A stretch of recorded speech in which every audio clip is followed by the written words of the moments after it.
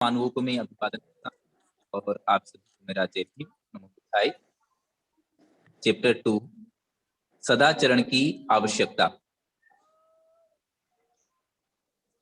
तब तथागत ने पाटली ग्राम के उपासकों को संबोधित किया, गृहपतियों, दुष्ट तथा दुराचारी मनुष्य को ये दुष्परिणाम भुगतने पड़ते हैं। दुष्ट तथा दुराचारी मनुष्य को प्रमाद के कारण संपत्ति की बहुत बड़ी हानि उठानी पड़ती है, फिर उसका अपयश होता है जो उसे दुनिया की नजरों में गिराकर बदनाम कर देता है। वह किसी भी संगति में जाए, चाहे वह उपासक परिषद हो, चाहे उपासिका परिषद हो, अथवा भिक्खु परिषद हो, चाहे भिक्खुणी परिषद हो, वह उसमें बहुत संकोच से जाता है और लज्जित हो जाता है। वह निर्भय नहीं होता।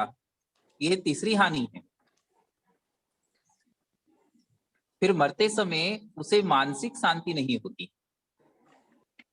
वह मरण काल में दुखी रहता है। यह चौथी हानि है। गृहपतियों, दुष्ट तथा दुराचारी मनुष्य को ये दुष्परिणाम भुगतने पड़ते हैं। गृहपतियों, अब उन लाभों का विचार करो जो सदाचारी तथा गुणवान मनुष्य को प्राप्त होते हैं। जो सदाचारी मनुष्य गुणवान होकर रहता है, उसके पास बहुत संपत्ति हो जाती है और यह उसके अपने प्रयास के कारण होती है। तब उसका सुयश फैल जाता है। वह हर जगह सम्मानित होता है। वह जिस किसी भी संगति में जाता है, चाहे वे उपासक परिषद हो, चाहे उपासिका परिषद हो, चाहे भिक्खु परिषद हो अथवा भिक्खुणी परिषद हो, वह उसमें साहस और विश्वास के साथ प्रविष्ट होता है। फिर उसे मानसिक शांति प्राप्त रहती है। मरते समय वह चित्त की शांति के साथ शरीर त्यागता है। मूर्ख मनुष्य अकुशल कर्म करते समय यह नहीं जानता कि वह अकुशल कर्म कर रहा है।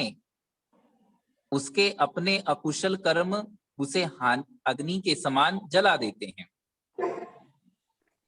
जो कोई किसी अहानिकर और निर्दोष व्यक्ति को दुख देता है, वह या तो भीषण विनाश को प्राप्त होता है, या उसका चित्त विक्षिप्त हो जाता है, या उसके नातेदारों की हानि होती है, या उसका सभी धन हानि को प्राप्त होता है। ये सदाचरण की आवश्यकता चैप्टर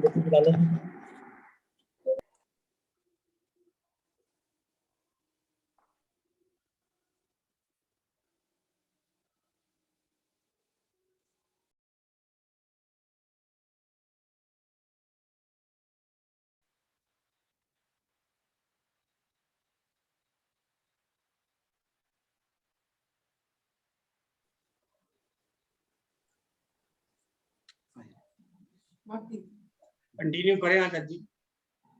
माननीय सदाचरण और सांसारिक जिम्मेदारी।